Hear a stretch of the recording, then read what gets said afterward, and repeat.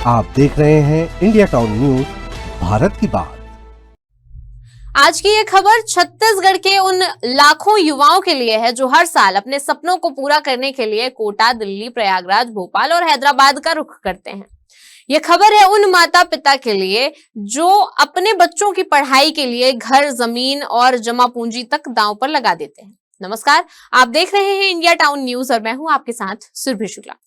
छत्तीसगढ़ में ही तैयार हो रहा है एक ऐसा शिक्षा केंद्र जो प्रतियोगी परीक्षाओं की तैयारी के लिए दूसरे राज्यों पर निर्भरता कम कर देगा। क्या प्रदेश का कोई शहर आने वाले समय में देश के बड़े एजुकेशन हब्स को चुनौती देगा? और क्या 120 करोड़ की यह परियोजना छत्तीसगढ़ के शिक्षा मानचित्र को बदलने वाली है?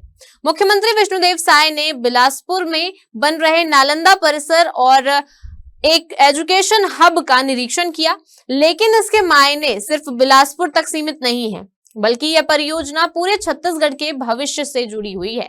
देखिए हमारी एक खास रिपोर्ट।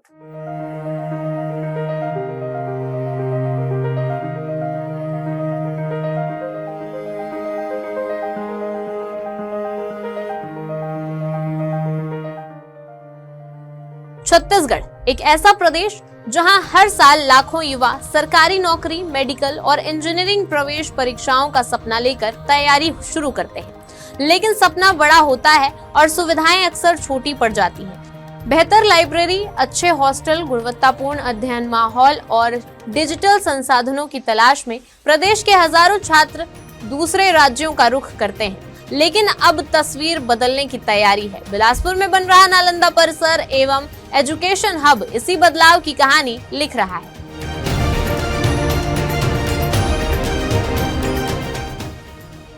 आज भी छत्तीसगढ़ के हजारों छात्र बेहतर तैयारी के लिए दूसरे राज्यों में जाते हैं। कई परिवारों को हर महीने हजारों रुपए खर्च करने पड़ते हैं। रहने का खर्च, कोचिंग का खर्च, खाने का खर्च और परिवार से दूर रहने की मजबूरी।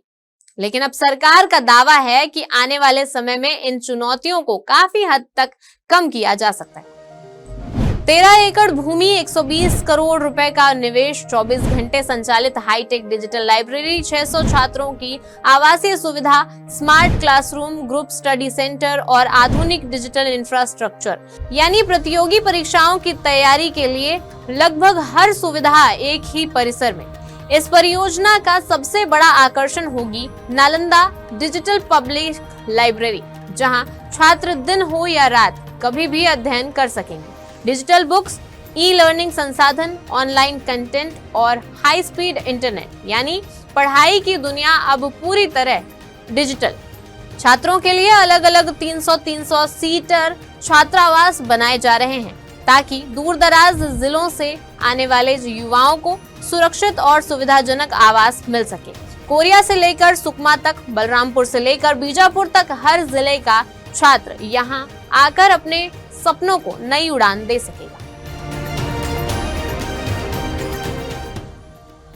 दरअसल यह परियोजना सिर्फ एक भवन निर्माण ही नहीं, बल्कि यह पूरे छत्तीसगढ़ की युवा शक्ति में निवेश है, क्योंकि प्रदेश की लगभग आधी आबादी युवा है और रोजगार व प्रतियोगी परीक्षाएं आज युवाओं की सबसे बड़ी प्राथमिकता है। ऐसे में बेहतर शैक्षणिक संसाधनों का निर्माण सीधे भविष्य निर्माण से जुड़ा हुआ है।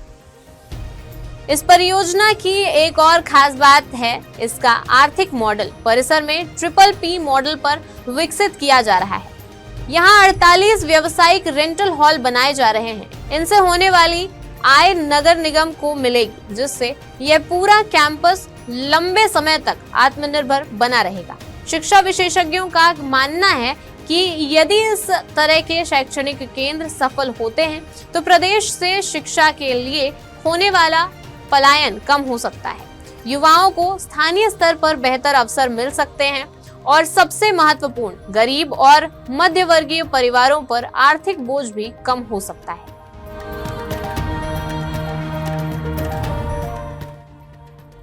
कल्पना कीजिए कि एक ऐसा परिसर जहां हजारों युवा अपने सपनों को आकार दे रहे हों। कोई IAS बनने की तैयारी कर रहा हो, कोई डॉक्टर, कोई इंजीनियर तो कोई पुलिस अधिकारी, और यह सब हो रहा हो छत्तीसगढ़ की धरती पर। यही सपना है नालंदा परिसर एवं एजुकेशन हब का। क्या बिलासपुर का यह नालंदा परिसर आने वाले समय में छत्तीसगढ़ का मिनी कोटा बन पाएगा? क्या इससे प्रदेश के युवाओं का पलायन रुकेगा? और क्या 120 करोड़ का यह निवेश लाखों सपनों को नई उड़ान देगा? इन सवालों का जवाब भविष्य देगा। लेकिन फिलहाल इतना तय है कि यह परियोजना छत्तीसगढ़ की शिक्षा व्यवस्था में एक बड़े बदलाव की दस्तक जरूर दे रही है। फिलहाल के लिए इस रिपोर्ट में इतना ही। अब मुझे दीजिए इजाजत और आप देखते रहिए इंडिया टाउन न्यूज, भारत की बात। नमस्कार।